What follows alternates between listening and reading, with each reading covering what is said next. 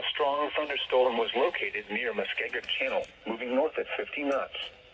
Hazards include wind gusts 34 knots or greater. Small craft could be damaged in briefly higher winds and suddenly higher waves. Madaket Harbor, Nantucket Sound, Nantucket Shoals Buoy and Point Gammon. Move to safe harbor immediately as gusty winds and high waves are expected. Frequent lightning is occurring with this storm. If caught on the open water, stay below deck if possible. Keep away from ungrounded metal objects.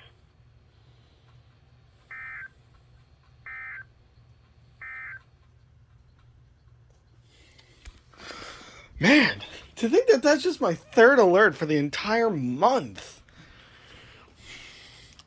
Oh, June and July, where did you go? I miss you.